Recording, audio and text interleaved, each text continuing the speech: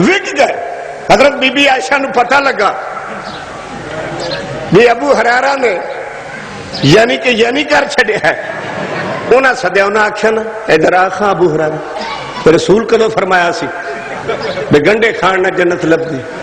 انہیں کہتا رسول کدو کیا سی میری وراثت کوئی نہیں. جے اے گل میں نہ بناوندا تے بی بی فدق دیاں کھجوراں تو بھی نہ رڑک دی. یہ ساڈی مرضی ہے, جدھر مرضی ٹور دیے ہے.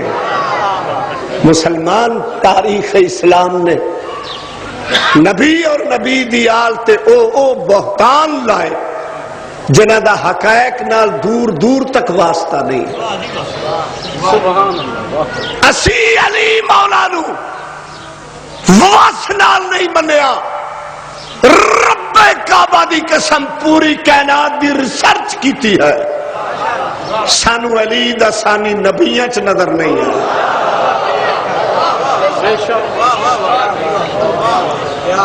سانو کائنات چلی دے نال دا کوئی بندہ نظر ہی نہیں آتا. ارے اگر تمہاری یہ بات درست ہوتی کہ ابو ہریرہ نے یہ روایات گھڑی ہیں تو ابو ہریرہ کی اگر حسنین کریمین سے دشمنی ہوتی ان کی شان والی روایات کیوں بیان کرتے؟ کیوں آخری لمحات میں بھی, آخری اوقات میں بھی موت کی بیماری میں اٹھ کر بیٹھ گئے اور حسنین کی شان کی روایت بیان کی؟ تم جھوٹ بولتے ہو. صحابہ حسنین کریمین سے محبت کیا کرتے تھے, ان کی نفرتیں نہ تھی.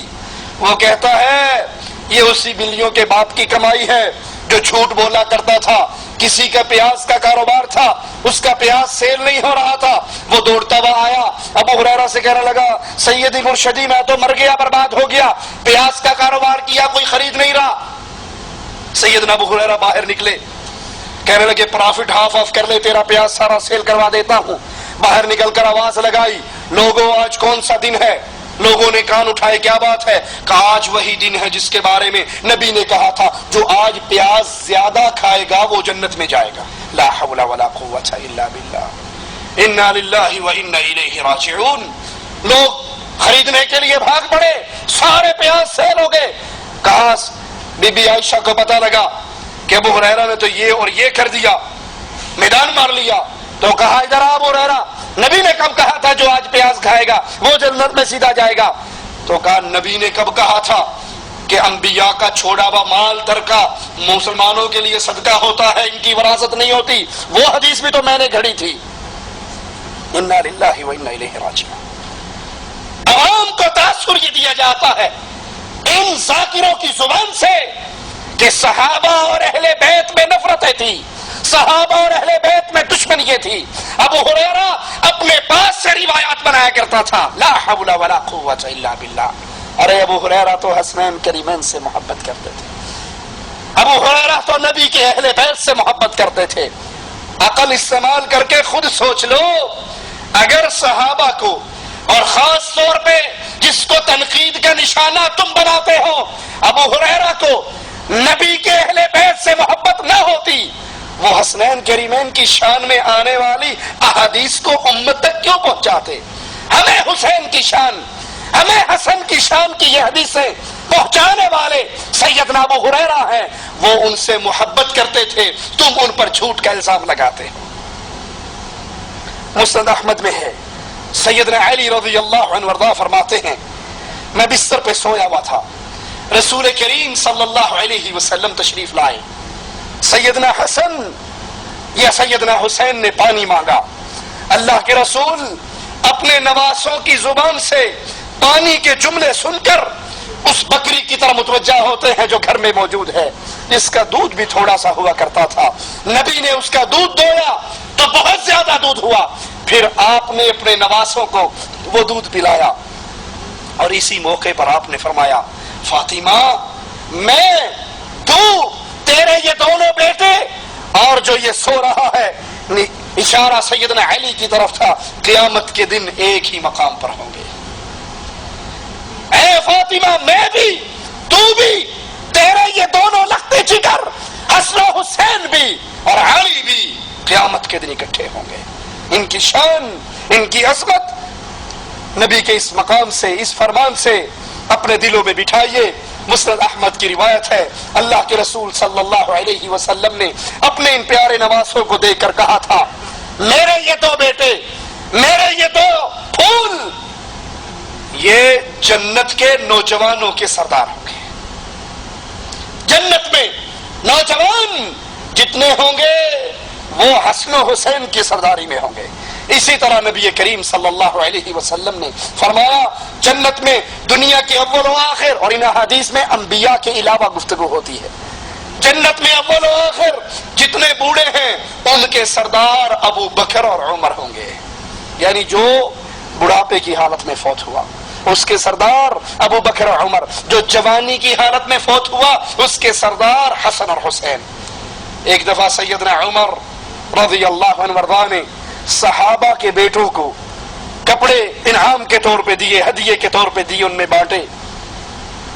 وہ کپڑا جو تمام صحابہ کی اولاد نے بانٹا، جب باری آئی میرے نبی کے دو پھولوں کی، جب باری آئی علی کے دو شہزادوں کی، حسن اور حسین کی، تو آپ نے وہ کپڑا جو باقی صحابہ کے بچوں میں بانٹا تھا، وہ کپڑا حسن اور حسین کے شایان شان نہ سمجھتے ہوئے ان کو نہ دیا، بلکہ قاصد کو یمن بھیجا اور یمن سے قیمتی کپڑا پہنا منگوا کر اپنے ان شہزادوں کو پہنایا۔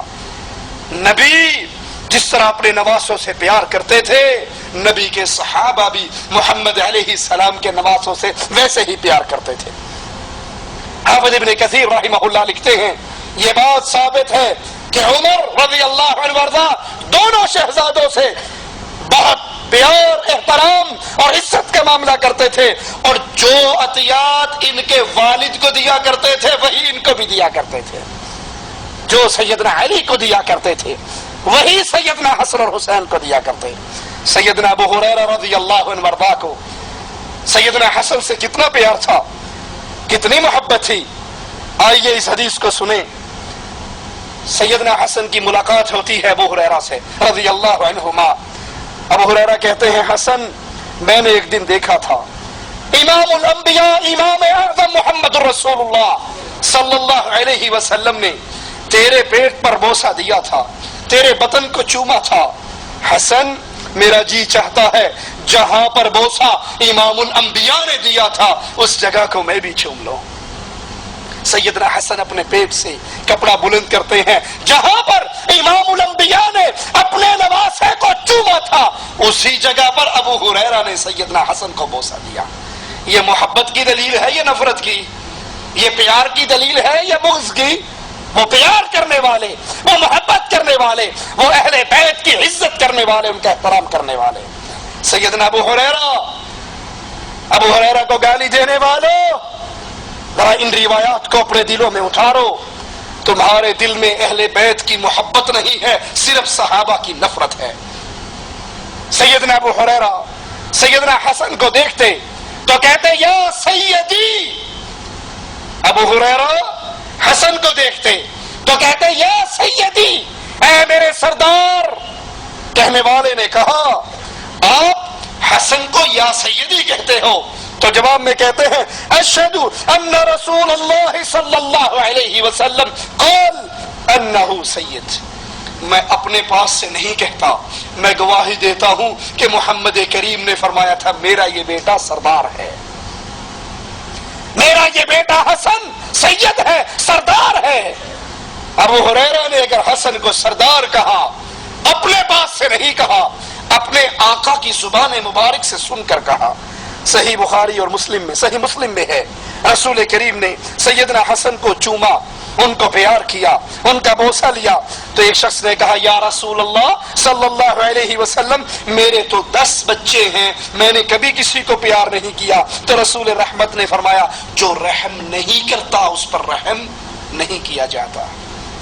تم اپنے بچوں پہ رحم کرو، اللہ تم پہ رحم کرے گا۔